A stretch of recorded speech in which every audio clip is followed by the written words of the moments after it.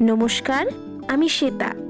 আমি আপনাদের কাছে চলে এসেছি আমার ইউটিউব চ্যানেল ট্রাভেল আমর আরও একটি ভিডিও নিয়ে।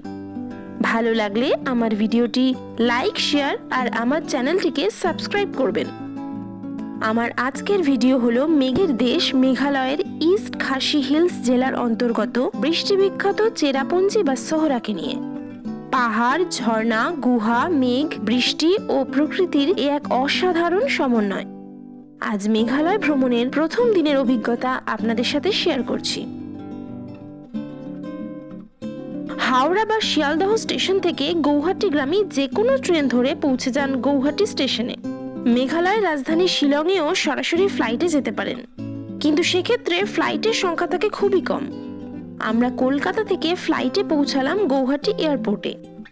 সেখান থেকে মেঘালয় স্টেট বাসে 1 ঘন্টায় পৌঁছালাম গৌহাটি রেল স্টেশনের সামনে পল্টন বাজার এলাকায়। যদি আগে থেকে গাড়ি বুক করা থাকে তাহলে সেই গাড়ি আপনাদের সরাসরি নিয়ে যাবে শিলংয়ের পুলিশ বাজারে। আর যদি গাড়ি বুক করা না থাকে তাহলে শেয়ার গাড়িতেও যেতে পারেন। গৌহাটি স্টেশন থেকে বেরিয়েই পল্টন বাজার এলাকায় শেয়ার গাড়ির স্ট্যান্ড আছে। এখান থেকে মেঘালয়ের রাজধানী শিলংয়ের দূরত্ব মোটামুটি 100 কিলোমিটার। ভাড়া লাগবে জনপ্রতি 300 টাকা। সময় লাগবে 3.5 থেকে 4 ঘন্টা। মেঘালয় প্রবেশের সময় বর্ডারে সচিত্র পরিচয়পত্র পুলিশ দেখতে চাইতে পারে। শিলং শহরে বিশেষত পুলিশ বাজার এলাকায় সব সময় প্রচুর যানজট হয়, তাই সময় হাতে নিয়ে যাতায়াত করবেন।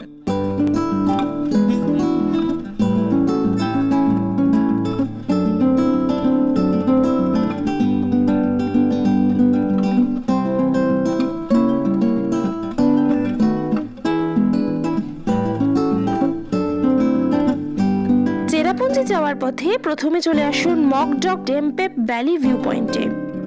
শিলং থেকে এর দূরত্ব 30 কিলোমিটার।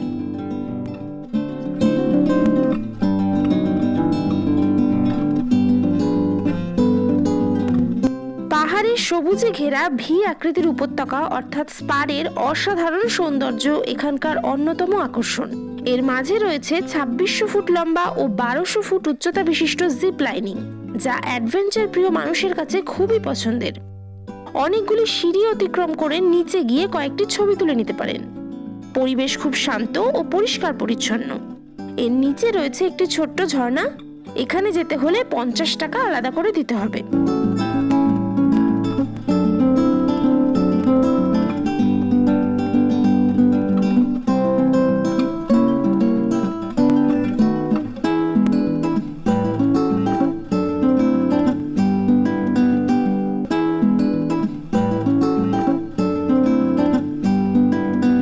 এরপর চলে আসুন ট্যাঙ্গাম ম্যাসি ভিউ পয়েন্টে।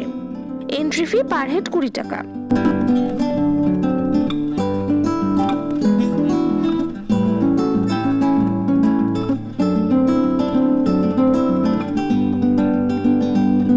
অনেকগুলি সিঁড়ি পেরিয়ে উপর থেকে জিগজ্যাগ রাস্তাগুলো এখান থেকে অনেক দূর পর্যন্ত দেখা যায়।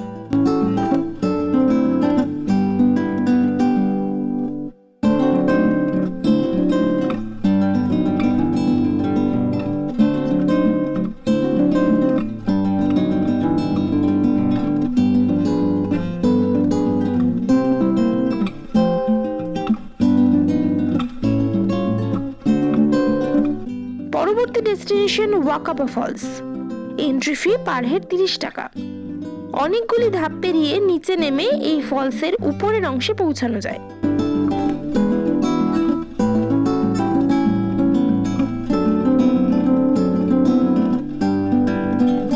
এখানে খাড়া পাহাড়ের উপর থেকে প্রায় 170 মিটার উচ্চতা বিশিষ্ট ওয়াকাবা ফলসের অসাধারণ সৌন্দর্য দেখতে পাবেন।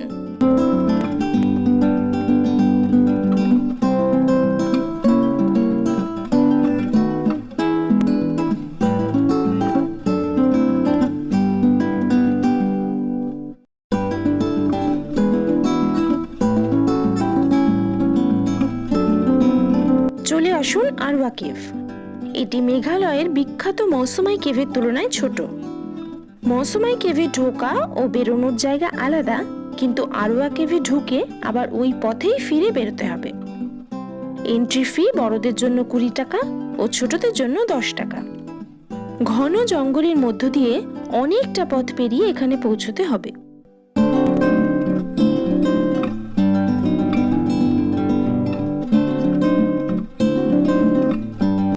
চুনা পাথরের এই গুহাটিতে অনেক স্ক্যালাকটাইট, স্ক্যালাগমাইট ও ফসিলস দেখতে পাবেন।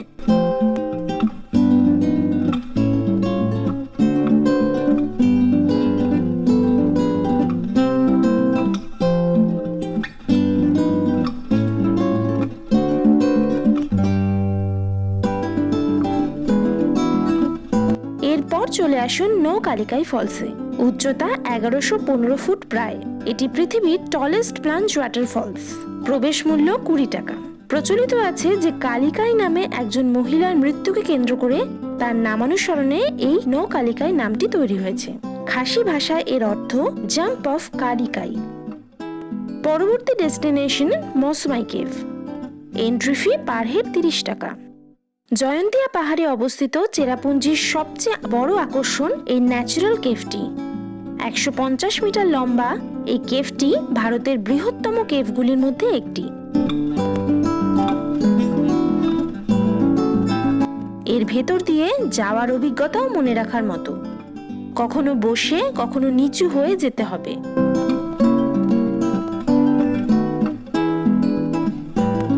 স্ক্যালাকটাইট, স্ক্যালাগমাইট সমৃদ্ধ চুনাপাথর দ্বারা গঠিত এই কেভটিতে গেলে প্রত্যেকের অনুভূতি অসাধারণ হবেই। পাহাড়, ঝর্ণা, জঙ্গল এর বাইরে এ এক আলাদা দুনিয়া।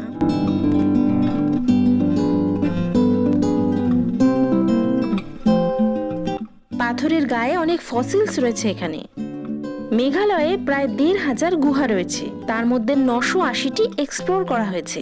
এটি তাদের মধ্যে সবচেয়ে আকর্ষণীয়, তাই এই জায়গাটি যেন কোনোভাবেই মিস করবেন না।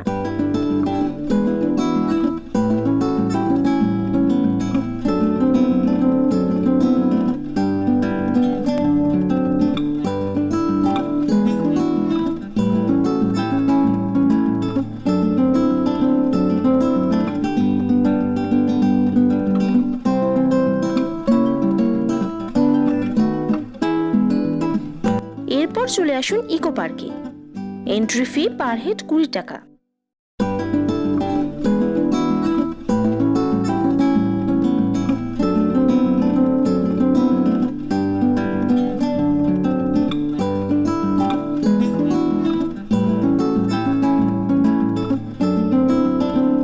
বিস্তীর্ণ এলাকা জুড়ে এই পার্কটি থেকে দূরে বাংলাদেশের সিলেট জেলা দেখা যায়। সপ্তাহে 7 দিন সকাল 8টা থেকে বিকেল 5টা পর্যন্ত খোলা থাকে।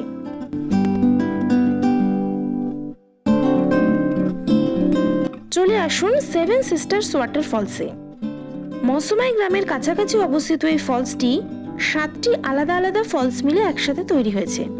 উচ্চতা 1033 ফুট ও চওড়া 230 ফুট প্রায়। ভারতের চতুর্থ উচ্চতম জলপ্রপাত এটি। মূলত বর্ষাকালেই এটি সবচেয়ে ভালোভাবে দেখা যায়। আমরা শীতকালে গিয়েছিলাম বলে সেখানে তেমন কোনো জল দেখতে পাইনি, কিন্তু ভিউ ছিল অসাধারণ।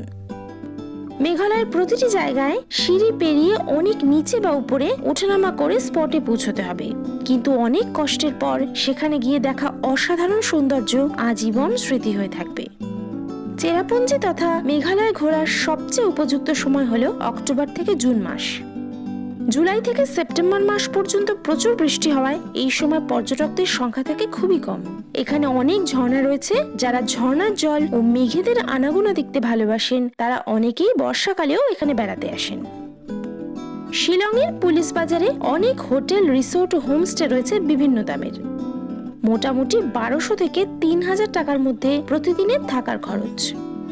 আমরা শিলংয়ের হোটেলে থেকে গাড়িতে চেরাপুঞ্জি ভ্রমণ করেছিলাম। আপনারা চাইলে সরাসরি চেরাপুঞ্জিতেও থাকতে পারেন। চেরাপুঞ্জি ভ্রমণের জন্য 1 থেকে 2 দিনই যথেষ্ট। এক্ষেত্রে ছোট গাড়িতে খরচ পড়বে একদিনে মোটামুটি 3000 টাকা। মেঘালয় ভ্রমণের প্রথম দিনে চেরাপুঞ্জি বেড়ানোর ভিডিও আজ এই পর্যন্তই। দ্বিতীয় দিন মেঘালয়ের মাউলিলং ও ডাউকি ভ্রমণের অভিজ্ঞতা নিয়ে খুব তাড়াতাড়ি ফিরে আসছি। পরবর্তী আরও ভিডিও পেতে আমার চ্যানেলটিকে লাইক ও সাবস্ক্রাইব করুন।